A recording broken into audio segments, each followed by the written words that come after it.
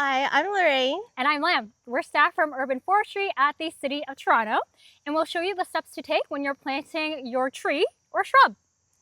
First, let's cover species and site selection. Native plants, which have been growing here for a very long time, give them added benefits and makes them a really great choice. This is because they are low in cost and maintenance and help sustain local ecosystems by providing habitat and food for wildlife, like pollinators and birds. There is no one-size-fits-all when it comes to species selection, as each one will have unique requirements. Luckily, there are plenty of native species to pick from with different growing needs. Select a plant that is suited to the sunlight and soil conditions of a spot.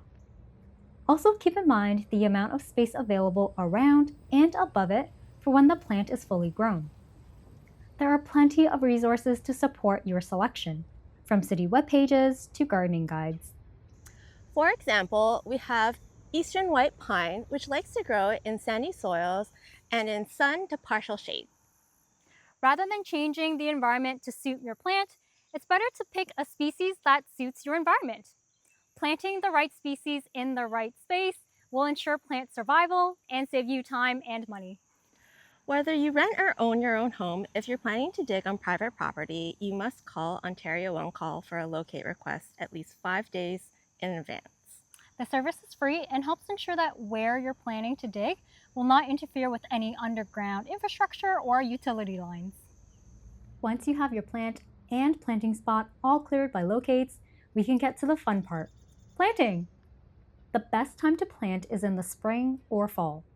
Planting in the spring gives the plant time to establish their root system over the growing season. By the fall, plants have completed most of their growth, so planting at this time avoids heat stress and they can prepare to go into deep sleep for the winter. Before you get started, you'll want to have a few things handy.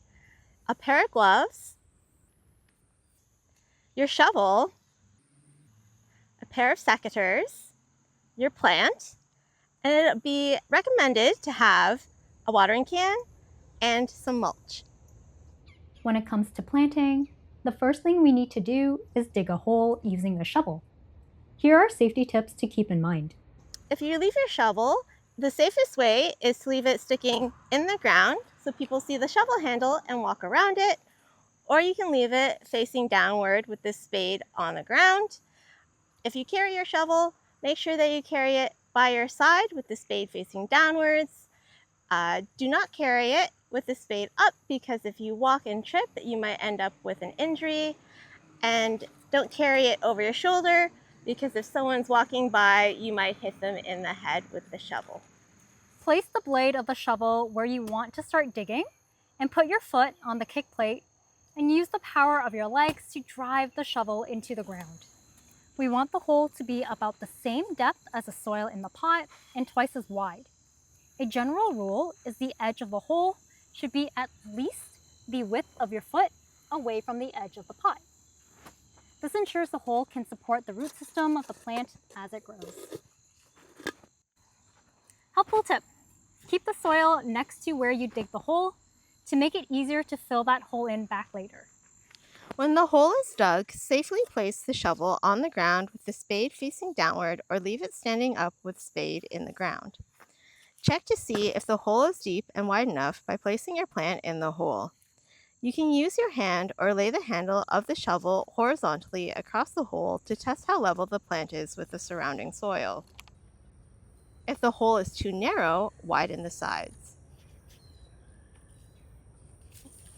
If the hole is too shallow, dig down deeper. If the hole is too deep, add some of the soil back in. Once the hole is deep and wide enough, carefully remove the plant from the pot. To loosen the pot around the plant, you can squeeze gently while rolling it on its side. And to take the pot off the plant, you want one hand on the plant, one hand on the pot, and remove the pot from the plant. If the pot is stuck on the plant because there are tangled roots growing out of the bottom, you can cut them away with a pair of succators so that the pot can be removed. It's alright, the plant can grow new roots. Be sure to keep your fingers away from the succator blades, and remember to use the safety latch when you're done. Now if the pot is still stuck, use those succators to carefully cut the side of the pot open.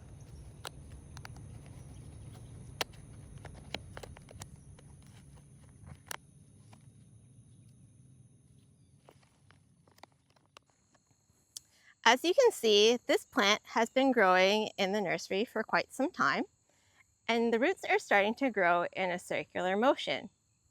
What you want to do before you put it in the hole is loosen up those roots by giving it a quick massage or tickle to encourage those roots to grow into the ground rather than that circular motion. You don't have to worry too much about hurting the roots because they will regrow. Now that they're nice and loose, you can place it in your hole. Ensure the plant is upright and level with the ground. Remove any tags or stakes from the plant. Now, fill the hole with the soil that you dug out. As you do this, break up any big soil chunks with your hands. This will prevent large air pockets that can dry out the delicate roots or fill with water which can freeze over the winter and push your plant out of the hole. Set aside any large rocks or vegetation. As you place the soil back, firmly press down with your body weight when the hole is half full and again when it's full. You can also carefully step around the plant to remove remaining air pockets. To check if you did a good job planting, we'll do what's known as a tug or pull test. Holding the base of your plant, pull up with the same amount of force you would use to open a door. If the plant comes out of the ground easily, it has to be replanted. Often this means more soil is needed and it has to be more firmly tucked into the hole around the plant. Once the plant is firmly in the ground and it's past the pull or tug test, you did a great job. And we can move to the next step, mulching. Mulch can play a key role in the survival of a newly planted tree or shrub. It's basically a mix of wood chips and some organic material. Mulch can retain moisture, add nutrients to the soil as it breaks down, regulate the soil temperature, reduce the resource competition in the soil and suppress weed growth, and it can also help protect your newly planted tree or shrub from any yard tools or equipment. A few inches of mulch should be placed around your plant in a donut or ring shape. Ensure that the mulch does not touch the stem of the plant. If it's piled up your plant like a volcano, it can rot the stem away. Watering can help your plant establish itself. Unsure when to water? You can check the soil underneath the mulch. If you pull it back and the soil is still moist, then you can wait another day.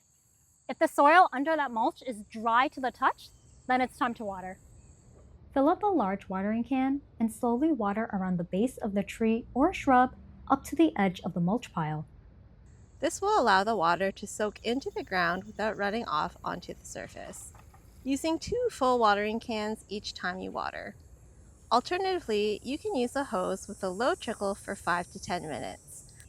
Depending on the weather, plants are typically watered twice a week. Regularly watering a plant for the first 2 years after planting will help ensure its survival. Afterwards, you can water as needed. Water from rain barrels, splash pools, and dehumidifiers are great sources of recycled water. And that's how you plant and care for a tree or shrub. Happy planting!